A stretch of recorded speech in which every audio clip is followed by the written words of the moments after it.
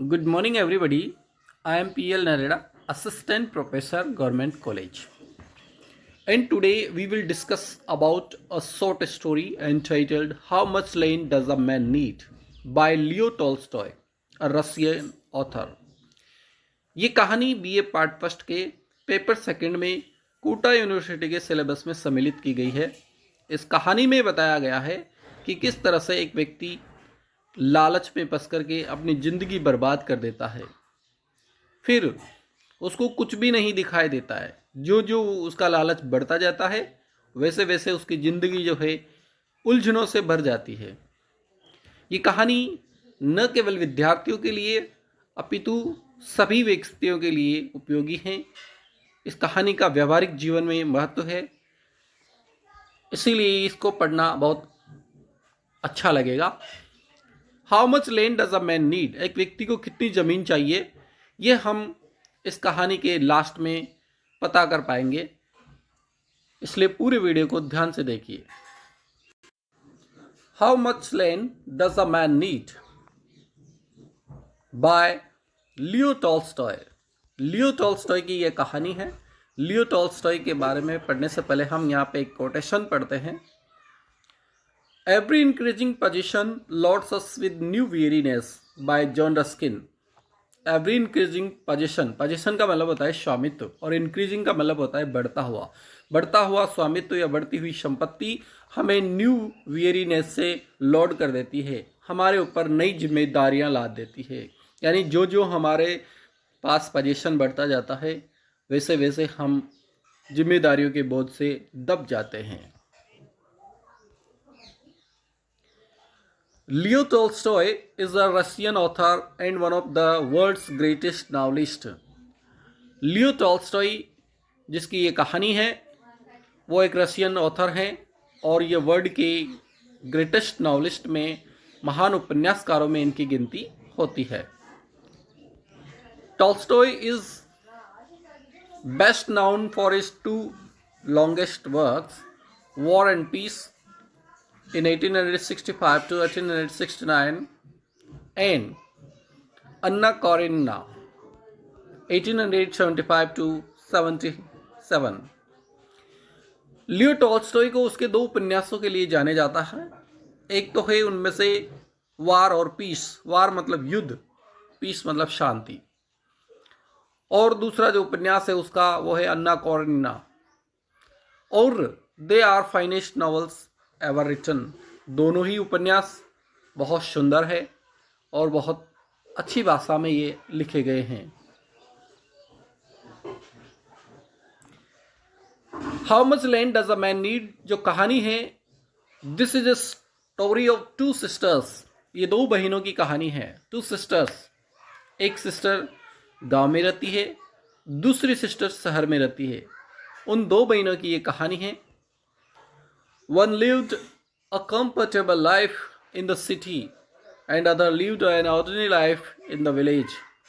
एक बहन जो बड़ी बहन है वो कंफर्टेबल लाइफ व्यतीत कर रही है शहर में, और दूसरी जो है गांव में ऑर्डिनरी लाइफ यानी सामान्य जीवन जी रही है। The two sisters once meet and discuss the merits of their respective lives. दोनों बहनें एक बार मिलती है। जैसा कि होता है कि छोटी बहन बड़ी बहन के यहाँ मिलने जाती है, तो ऐसे ही ये दोनों बहनें मिलती है और दोनों अपने अपने लाइफ स्टाइल के बारे में बातचीत करती है। एक कहती है कि हमारे यहाँ तो सब बढ़िया है, शहर में न तो लाइट की दुख है, न ही दूसरी प्रकार की फैसिलिटीज, सब अवेलेबल है। छोटी वाली बहन जिसके पति पैहोम पे ये कहानी आधारित है वो भी कहती है कि हमारे गांव में भी सब कुछ बढ़िया है। और उसका पति वो भी उनकी बातें सुन रहा था। इच कंसिडर्ड हर लाइफ स्टाइल बेटर। वो दोनों बहनें अपने आप से संतुष्ट थी और अपनी लाइफ स्टाइल को बेटर समझती है। The conversation was overheard by the husband of the younger of the two sisters. उन दोनों की बातचीत जो है छोटी वाली के पति के द्वारा सुन ली जाती है। He was a peasant and thought himself that if only he had plenty of land, he would not even fear the devil. छोटी वाली का पति जो कहानी का प्रोटैगनिस्ट है, जो कहानी का हीरो है, वो ये कहता है कि हाँ हमारी ज़िंदगी बढ़िया है, लेकिन if only he had plenty of land, अगर उसके पास ज़मीन का थोड़ा सा हिस्सा और होता तो वो डेविल से भी नहीं डरता, यानी वो राक्षस से भी नहीं डरता। छोटी वाली का पति कहता है कि हमारी भी ज़िंदगी सही है, लेकिन अगर मेरे पास थोड़ी सी और ज़मीन होती तो शायद मैं डेविल से भी नहीं डरता।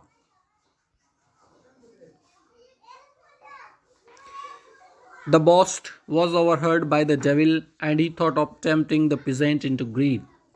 जब छोटी वाली बहन का पति कहता है कि मैं राक्षस से भी नहीं डरता अगर मेरे पास थोड़ी ज़मीन और होती, बाई चांस उसी समय उनके घर के पीछे राक्षस जो है उधर से निकल रहा था और उसने वो बात सुन ली। अच्छा बेटा तू मेरे से भी नहीं डरता, मैं देता हूँ तेरे को ज़मीन। और वो राक्षस क्या करता है, ही thought of tempting the peasant, वो टेम्प्ट करने की सोचता है। टेम्प्ट का मतलब होता है लालच देने की सोचता है उस पिजेंट को, उस किसान को, इनटू ग्रीड, लालच में उसको लाने की सोचता है। With this intention he made the devilish plan, इसी इंटेंशन के साथ, इसी इरादे के साथ ही मतलब उस राक्षस ने मेड अ डेविलिश प्लान, एक बुरा प्लान बनाया। The devil decided to give plenty of land to the peasant, उस डेविल ने उस किसान को बहुत सारी ज़मीन देने का निश्चय किया। अब देखिए कहानी में क्या होता है। कहानी एक मोड़ लेती है। In the village there lived an old lady who used to charge fine from the villagers whose animals strayed into the her fields.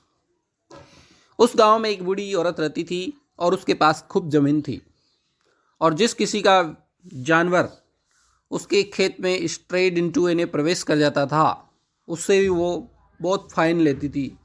जिस किसी किसान का जानवर उसके खेत में चला जाता था तो उससे वो बहुत ज़्यादा फाइन लेती थी। भले वो जानवर थोड़ा सा ही खाए, लेकिन फसल को, पूरी फसल का वो हर्जाना उससे ले लेती थी। इसीलिए the peasant suffered very much because of this, सारे के सारे किसान जो है बड़े दुखी थे उस बूढ़ी औरत से। One fine day the lady decided to sell her land, एक दिन उस बूढ़ी औरत ने सोचा कि मैं यहाँ से ज़मीन बेचकर शहर चली जाती हूँ। The peasants of the village bought pieces of the land, उस गांव के किसानों ने उस बूढ़ी औरत की ज़मीन को थोड़े थोड़े टुकड़ों में ले लिया। सब ने सोचा कि ये बूढ़ी औरत यहाँ से चली जाएगी तो हमें बार बार फाइन नहीं देना पड़ेगा, इसलिए सब किसानों ने मिल करके उस बूढ़ी औरत के ज़मीन को छोटे छोटे टुकड़ों में खरीद लिया। The name of the peasant whom this story concerned was called Pehom. जिस किसान से संबंधित ये कहानी है उसका नाम है पेहोम।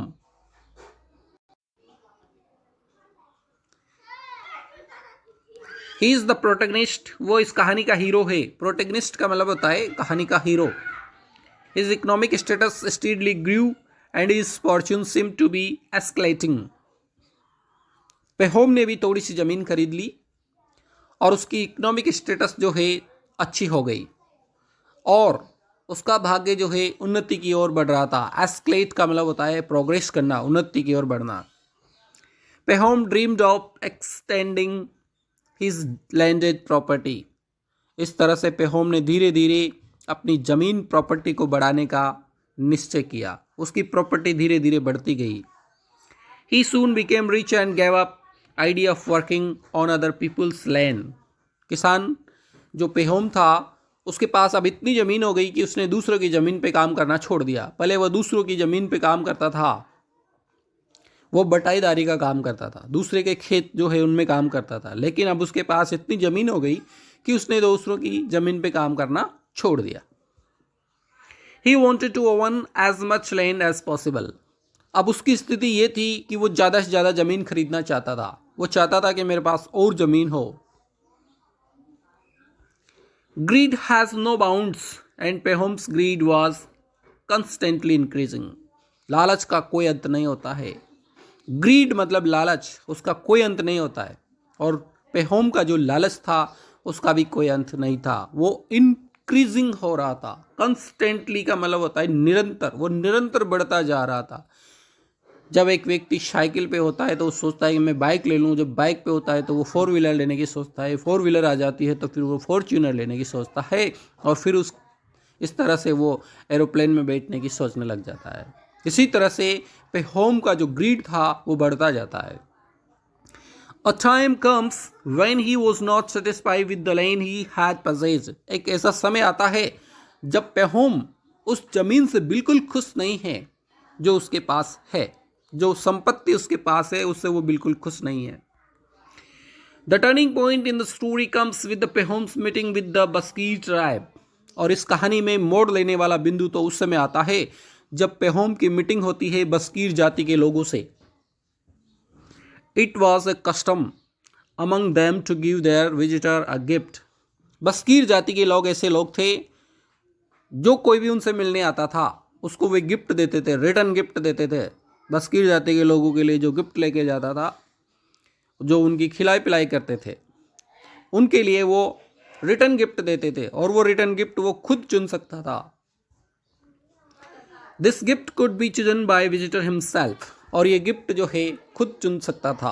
जैसे मान लो पेहोम उनसे मिलने गया और उन्होंने पेहोम से कहा, कहो तुम्हारी क्या इच्छा है, क्या लेना चाहते हो, किस उद्देश्य के लिए आए हो, तो फिर पेहोम खुद चुन सकता था कि उसको क्या चाहिए था। Pahom chose to acquire land from the Bashkir as a gift. Pahom को जमीन की भूख थी, इसीलिए जब वो बस्कीर लोगों से मिलने गया तो उसने जमीन मांग ली। बस्कीर एग्रीड और बस्कीर लोग सहमत हो गए। But they impose a condition on it.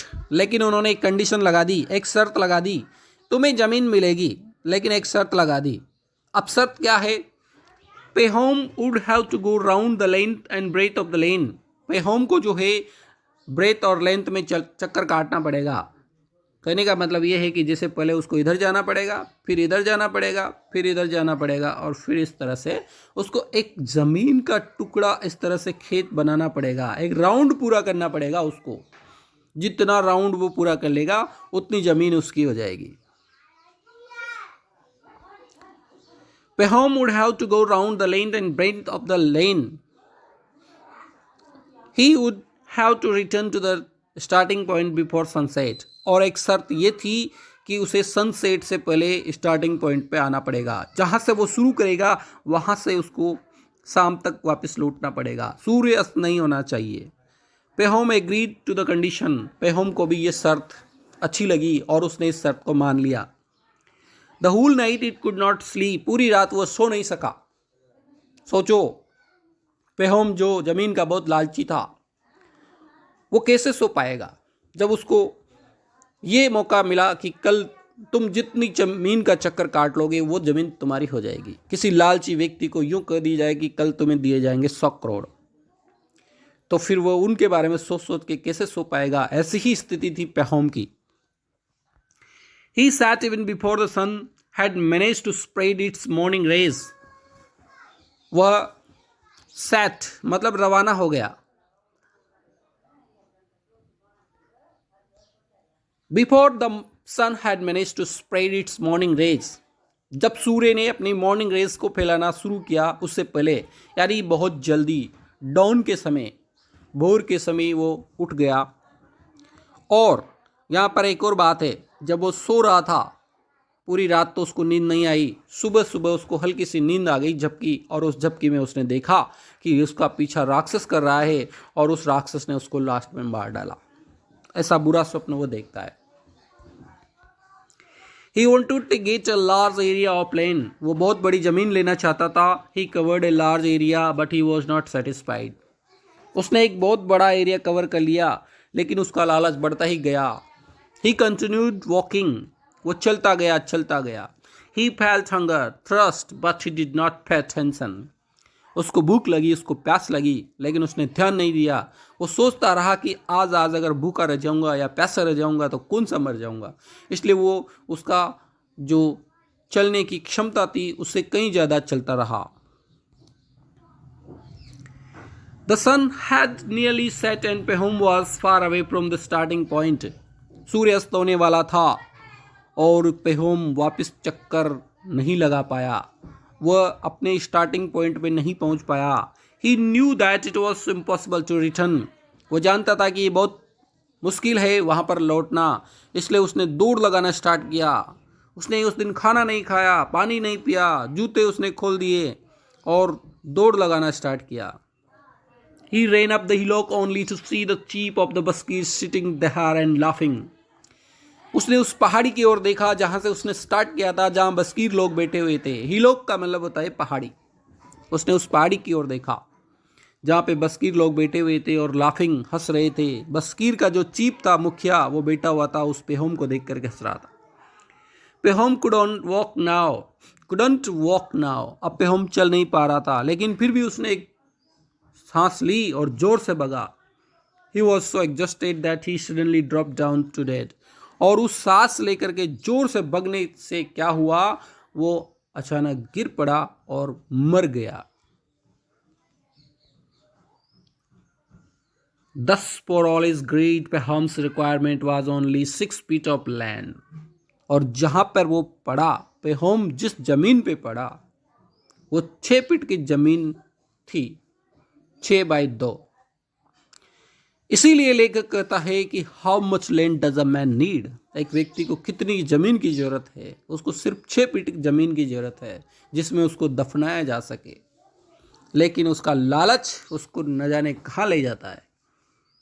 It was enough for his grave. ये उसकी कब्र के लिए पर्याप्त थी. He lost his life and thus paid a heavy price for his greed. उसने उसकी जिंदगी चुका दी उस लालच के लिए. इसलिए दोस्तों, कभी भी लालच नहीं करना चाहिए. हमें संतुष्टि भी अपनी लाइफ में रखनी चाहिए.